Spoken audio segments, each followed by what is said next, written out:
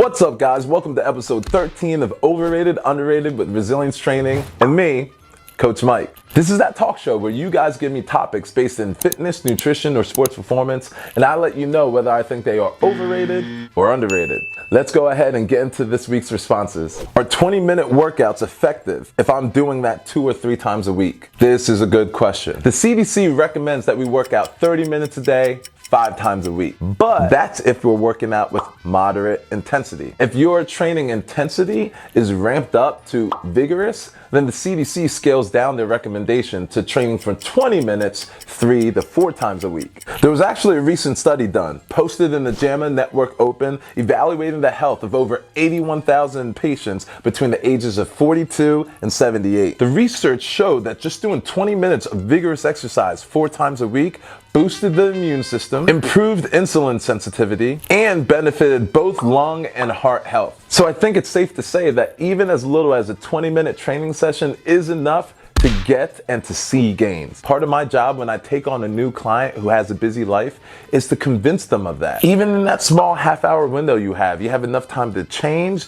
train, and change back into your work clothes. What will make you most effective is having a workout plan ready. Preparedness will help you get down to business, cut out the BS, get your workout in, and get out with enough time to grab a snack. So, 20-minute workouts for effective fitness or weight loss results? Underrated. Let's read another response. Booty bands, booty exercises.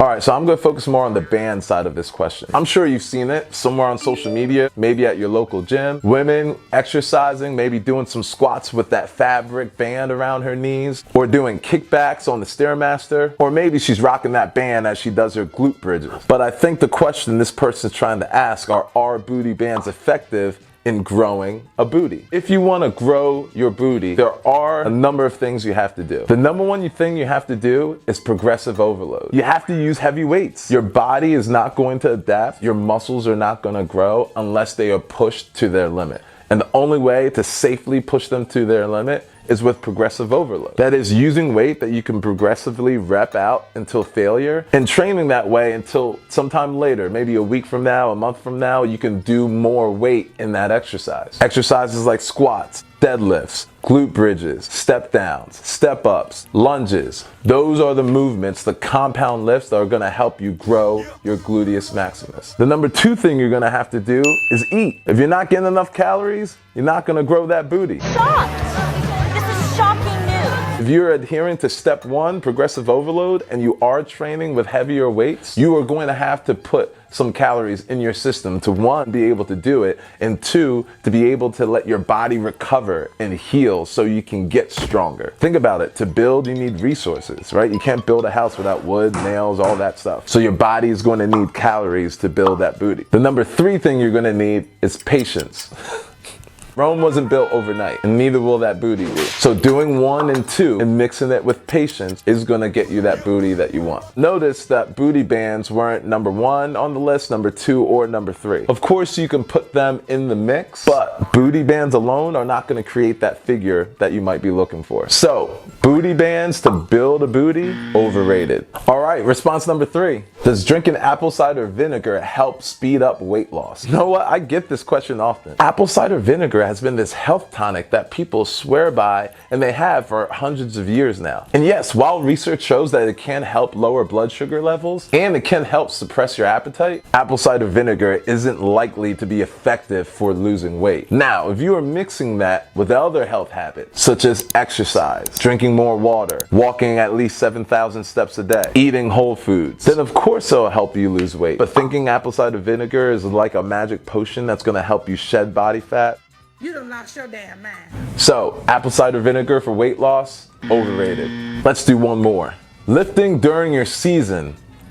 This is a good one. This is from one of my high school athletes. Lifting during your season has not only proven to be okay, it's actually proven to be a necessary thing that you do. Not too long ago, it was thought that lifting during your sports season was a no-no. Many coaches thought that if you lifted during the season that you would either be too sore or that you would be too stiff to play. But research has found out that lifting during your season is not only safe, it's necessary. Well, I be damned. Why, you ask? 1, to avoid injury, and 2, to keep strength and power that you've developed in your off season. Think about it this way. In the off season, you work out and train and you make gains. But in that 8 to 10 week period of your season, if you're not lifting, you lose all those gains. Then you make it to your off season again and then you train. But then in your next season, you take 8 to 10 weeks off and you don't train. You see the pattern here? But let's look at it this way. Let's say in the off season, you trained and you made gains.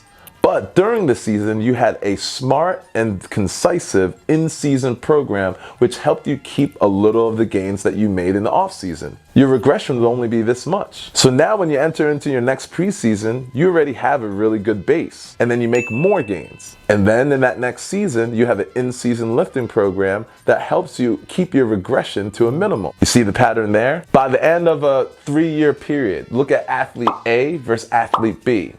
The results are drastically different. Now, obviously, we cannot train during the season the same way we train in the off season. For instance, during the season, we don't want to train with too much load or too much time under tension. We don't want to put that extra stress on the body. But making sure that we're sprinting, making sure that we're lifting, making sure that we're stretching during the season is not only critical for injury prevention, but it's critical for power and strength retention. So lifting or training during the season, underrated. Thank you guys for watching another episode. You guys know I love to do this, and I'm gonna keep doing this as long as you guys keep responding to me. Fairly soon, I'm gonna ask you guys again to give me topics based on fitness, nutrition, or sports performance, and I'll do my best to let you know whether I think they're overrated or underrated.